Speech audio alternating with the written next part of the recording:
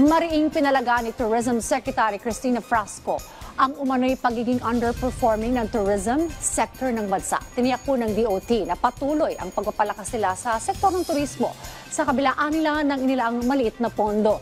Ang detalye sa report ni Rod Lagusad.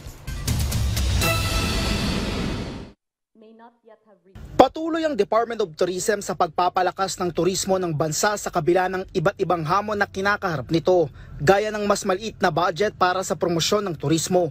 Iginiit ng kagawaran na marami pa rin ang nagawa para matulungan ng milyong-milyong umaasa sa sektor ng turismo. Kasabay na rin ito na naging talumpati ng Pangulo sa kanyang ika-4 na State of the Nation address kung saan kabilang ang kagawaran sa inatasan ng Pangulo na maghanap ng mga paraan at oportunidad para sa mga Pilipinong walang trabaho. Ayon kay Tourism Secretary Cristina Garcia Frasco, nasa 6.75 million ang bilang ng mga Pilipinong direktang nagtatrabaho sa turismo, habang nasa karagdagang 10 milyon naman ang indirect na nagtatrabaho dito. Sinagot din ng kalihim ang kritisismo ng ilang mambabatas na underperforming umano ang turismo ng bansa. Depensa ni Frasco, aabot sa 3.86 trillion pesos ang kabuong halaga ng tourism receipts noong 2024. That statement is a judgment on the service and sacrifice of tourism workers all over the nation. And I strongly disagree that the sector has not delivered, for it has. It has delivered returns to the nation, notwithstanding a very meager amount that was provided for tourism promotions. Mula kasi sa 1.2 billion pesos na pondo noong 2023 para sa tourism branding campaign, naging 200 million pesos na lang ito noong 2024 at natapisan pa ngayong taon na nasa 100 million pesos na lamang.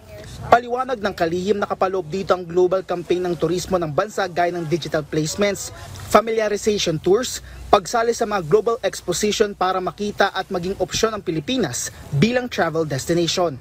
Kasama sa iba pang hamon na kinakarap ng turismo ay ang geopolitical tension, masamang panahon, gera, ang visa policy, kabilang na ang paghigpit sa Chinese citizens na noon ay isa sa top source market ng mga turista sa bansa.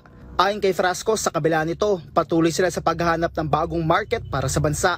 Open up the Philippines to new markets that include India, hence the visa-free policy for India, as well as the forthcoming flights from India to the Philippines, opening up the Philippines further to Europe. Hence, in partnership with the DOTR, we've lobbied so much for the resumption of European flights coming into the country. Nagsasagawa na rin ng recalibration ng kagawaran pagdating sa National Tourism Development Plan, kabilang na ang konsultasyon sa mga stakeholder. Samantala, patuloy ang panawagan na masolusyonan na ang problema ng supply ng kuryente sa Siquijor na isa sa mga dinadayong tourist destination sa bansa. Pinayagan na ng Department of Energy ang National Electrification Administration na magsagawa ng Comprehensive Technical and Operations Audit sa power generator sa lalawigan.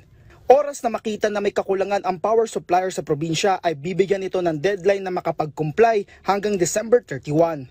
Kung hindi po maisasagawa ito ng ating pong power supplier, kailangan po maging handa ang DOE, ang NEA, para magkaroon po tayo ng tinatawag nating alternative option. At dapat po lahat ng yan ay naka-in place na bago po magtapos ang taon. Para po masigurado natin na starting January 1 next year, permanente na po yung ating pong maibibigay na solusyon. Nakahanda naman ng DOE na matugunan ang problema ng supply ng kuryente sa lugar. Rod Lagusad para sa Pambansang TV sa Bagong Pilipinas.